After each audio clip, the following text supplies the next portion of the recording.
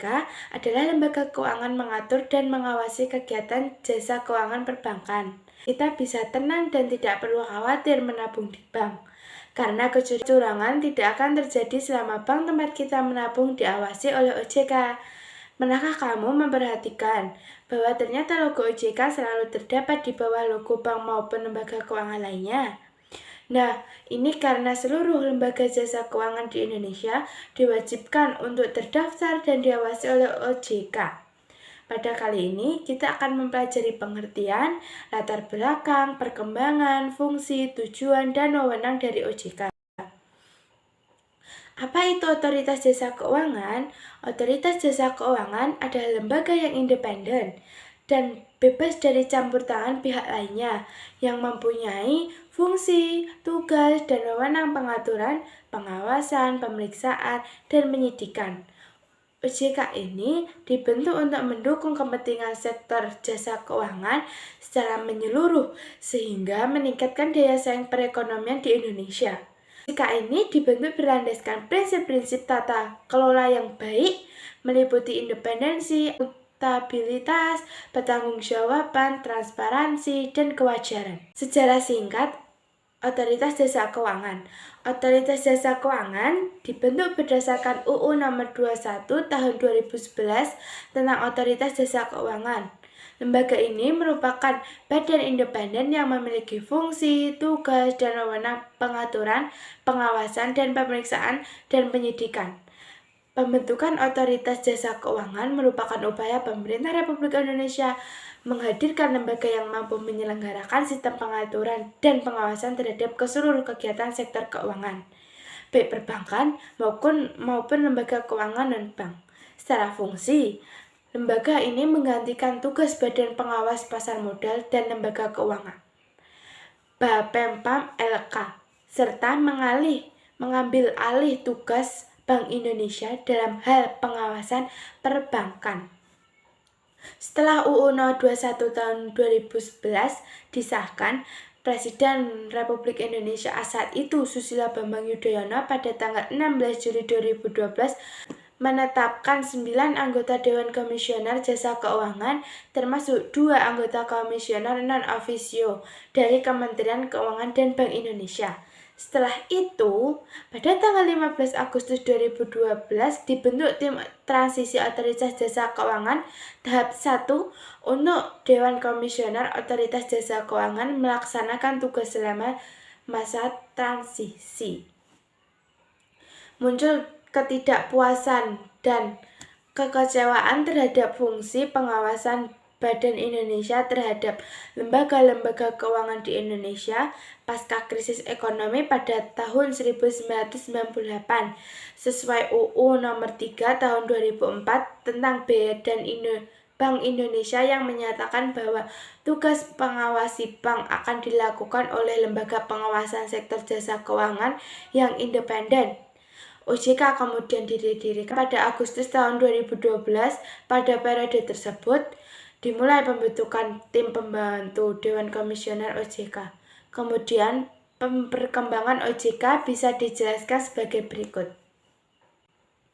Mulai tanggal 31 Desember 2012, Otoritas Jasa Keuangan secara efektif beroperasi dengan mencakup tugas pengawasan pasar modal dan industri keuangan non-bank.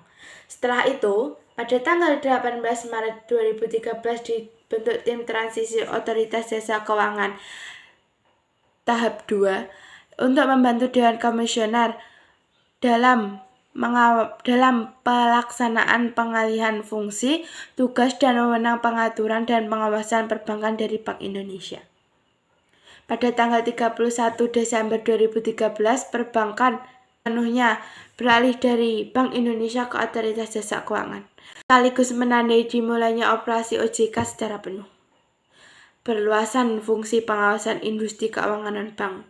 Pada tanggal 1 Januari 2015, Otoritas Jasa Keuangan mulai mengatur dan mengawasi lembaga keuangan mikro atau yang disebut dengan LKM. Setelah sektor industri keuangan non-bank, fungsi pokok Otoritas Jasa Keuangan antara lain: 1. menyusun peraturan di bidang IKNB. 2. Melaksanakan protokol manajemen krisis IKNB. 3. Melakukan penegakan peraturan di bidang IKNB. 4. Melakukan pembinaan dan pengawasan terhadap pihak yang memperoleh izin usaha, persetujuan, pendaftaran dari OJK, dan pihak lain yang bergerak di IKNB. 5. Menyiapkan rumusan kebijakan di bidang IKNB. Otoritas Jasa Keuangan memiliki 3 tujuan destination statement, antara lain 1. Mewujudkan sektor jasa keuangan yang tangguh, stabil. 2. Mewujudkan sektor jasa keuangan yang kontributif terhadap pemerataan kesejahteraan. 3. Mewujudkan keuangan inklusif bagi masyarakat melalui perlindungan konsumen dan kredibel.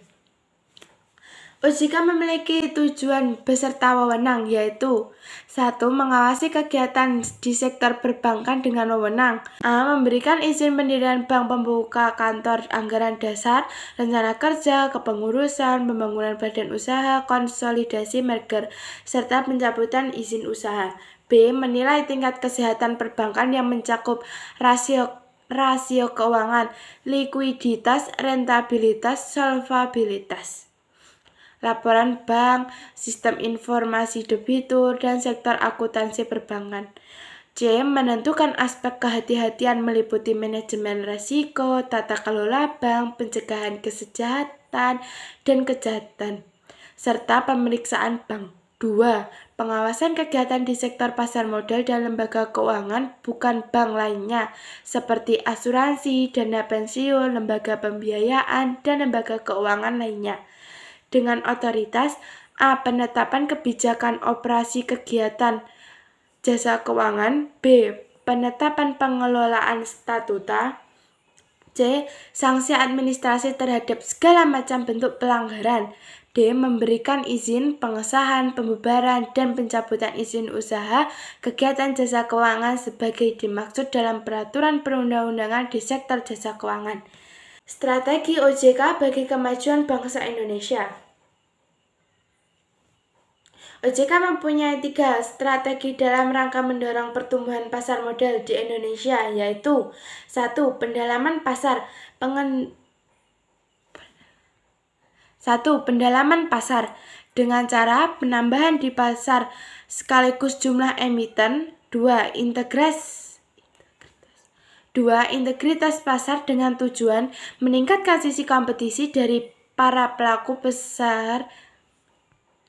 2. Integritas pasar dengan tujuan meningkatkan sisi kompetitif dari para pelaku pasar beserta instruktur yang memadai. 3. Mengupayakan peningkatan penegakan hukum agar kualitas dan kuantitas pasar